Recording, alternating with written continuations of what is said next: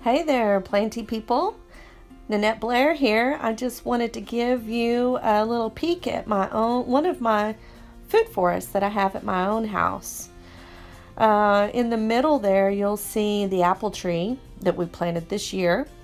We're only going to let that tree get to be about 8 foot tall, but it'll still be the overstory layer of the food forest. And then you see a trellis there. That's for vining things. So it could be grapes, it could be peas, it could be beans, it could be a lot of things. And then we have the herbaceous layer. The herbaceous layer is all the green stuff that's kind of in between. Now I don't have any shrub layers in here yet, but I do have some blueberries that I'm planning on putting in this garden. Then you'll see the ground cover layer, and we have lots of oregano and thyme, and you'll see blank spots in the ground cover. That's some ground cherries there. But the blank spots, that's where I pulled some things out, or I'm planning to put things in. So this is by no means the way that I want it to be ultimately finished. But when we're talking about permanent culture or permaculture, we want this bed to just take care of itself over time. We'll baby it for a couple of years, and then after that, let's just gather the fruit and just kind of watch over it, but it shouldn't be all that time intensive. So one of the things that you don't see is the root layer.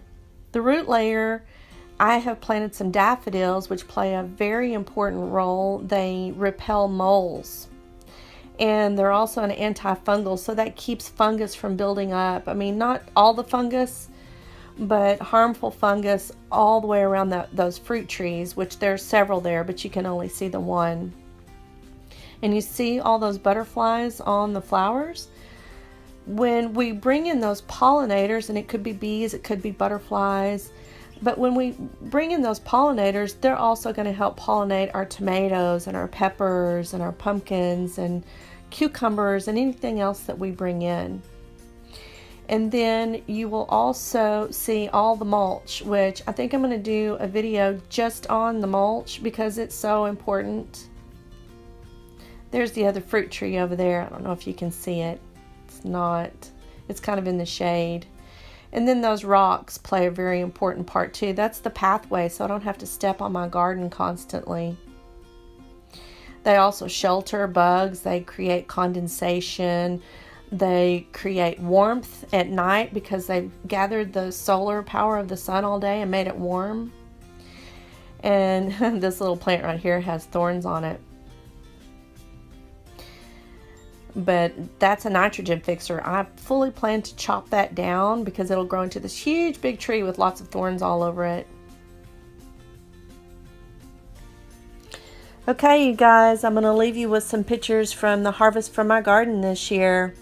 I hope to do a lot more next year, and I hope to see you soon. Until then, grow well. Bye-bye now.